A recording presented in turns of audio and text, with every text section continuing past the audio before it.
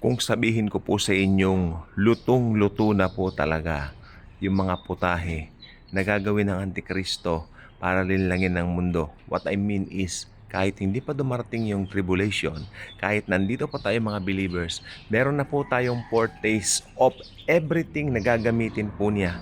Marami pong madaling madaya sa panahon na ito. Tandaan niyo po yan.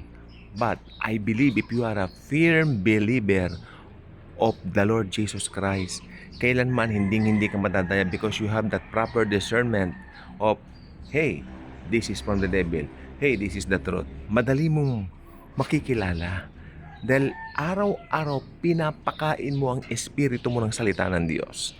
Kaya nga po yung mga Kristiyano na nag-aaral, especially ng eschatology, hindi sila ganun kadaling malilin lang nung mga bagay-bagay na nakikita ng mata. Dahil karamihan sa mga yan, dinadaya po talaga tayo. And besides, we walk by faith, not by sight. No? Marami pong nakikita ako ngayon dito sa news feeds natin, araw-araw, mas praise ang mga tao, mas praise yung mga idolo, mga idol, mga ganyan. Alam niyo po ba, foretaste na po yan. Meron pong patikim dyan. Sapagkat meron lang isang ultimate idol na lalabas pagkatapos ng tribulation. We know it's the Antichrist. Okay? Kaya ngayon, yung mga bagay na ganyan, go, fine. Idolatrous ang mga tao. Mahilig umidolo ang mga tao. Sasabihin nila yung mga idol, yung mga ribulto, yung mga santo, hindi po yun. Ha? No Old Testament, no? Yun po ang mga idolo na binabanggit yan. Pero ngayong makabagong panahon, mas dumami ang antas at tumaas ang pag-idolatry. Mga tao mismo iniidolo, ina-idolatry. No? It's not a good thing for a Christian to do that. No, sapagkat sasabihin naman ng isa sa akin, oh, si Jesus lang idol ko. Si Jesus po hindi po siya idol. Si Jesus po siya po ay Diyos. He is my God. He's my Savior. That's the proper way to say it. Okay?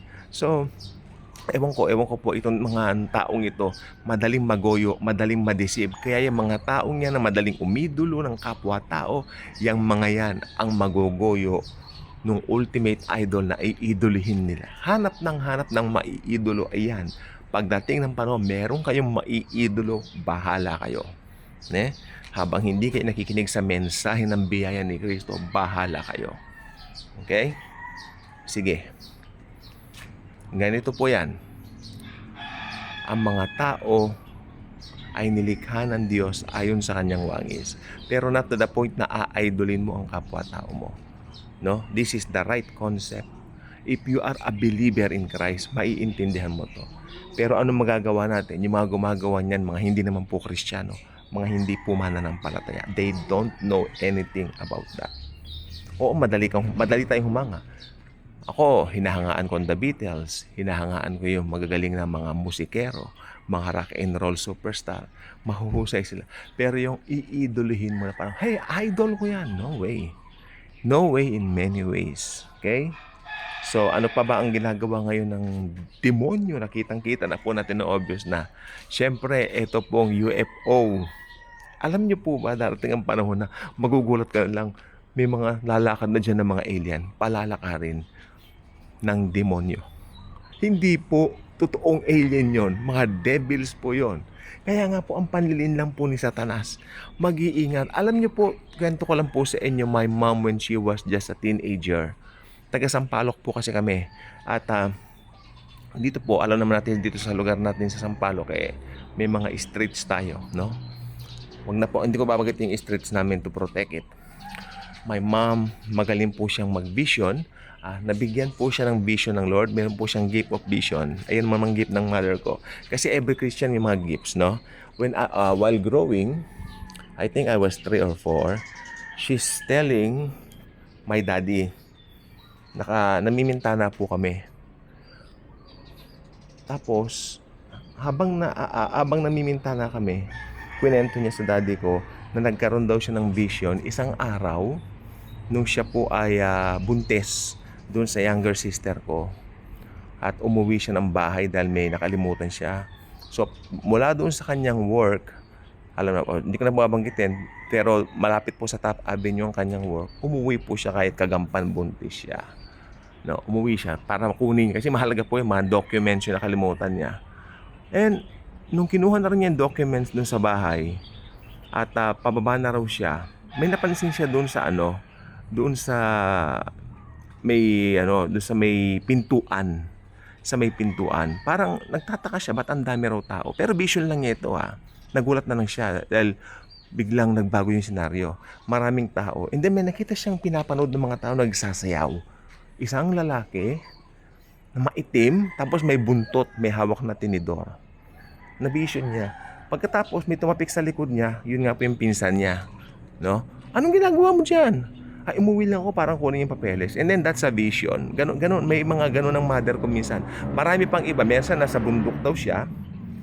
Tapos, minsan po naglalakad kami dito sa Cubao lang, namamasyal kami. Nagkaroon siya ng vision dyan. Nasa bundok daw siya. Tapos nakita niya yung ate kong namatay. Oo. Ganon, kausap. Tapos biglang bumabalik siya sa May mga vision na nangyayari. And, kaya lang po wala na po siya ngayon. Pag nandito pa si mother namin ngayon, malamang makikita niya yung vision ng rapture, makikita niya yung vision ng end times, mga ganyan. Pero hindi niya makalimutan yung vision. Nakakatakot na yung demonyo, nagsasayaw. Di ba may pork, may buntot, ang haba raw ng buntot, sumayad pa rin doon sa may street. Tapos kinalbit siya. Anong ginagawa? Ba't nakatulala ka dyan? Ayun, tipong mga ganun. So, ang naniniwala ako, hindi na lang po vision. Makinig mo mabuti. Hindi na lang po vision pagdating ng panahon. Makakasalamuhan na po talaga ng mga tao at normal na po sa kanila yon. That's OMG. That's nakakaano. At nagpapasalamat ako sa mga nagko-comment dito. Yung mahabang buhok na sinasabi ko na puting-puti, no? Binanggit nila rito. Alam nyo, salamat. I appreciate you. Nakikiparticipate kayo dito sa vlogs po natin. O, ayun po. Ano pa? Siyempre, ang pinakahuli. Special ko po ito. Ito po yung pinakahuling dapat bantayan natin. Or should I say, nandito na rin po yung one word religion. Kasi ito po magiging pathway ng Antichrist to rise to fame. Because here, mai-insert niya yung control para ang ending nun, magkaroon siya ng karapatan na magtatak ng 666 sa mga tao. Of course, through his false prophet, no? So, yan po yung mga nangyayari na po sa mundo. At lahat po ng yan present na po sa mundo natin ngayon. Hindi na po natin maikakailanan. Dito na po sa mundo natin yung mga bagay na yan. This is a serious matter na hindi lang basta-basta deadmahin mo dahil, hey, ganito, hey, ganon. Diba? Normal lang yan. Hindi po normal yan. Alam nyo, may nagsabi po kahapon sa akin, yung comparison between 2019 to 2026 ay ang laki-laki.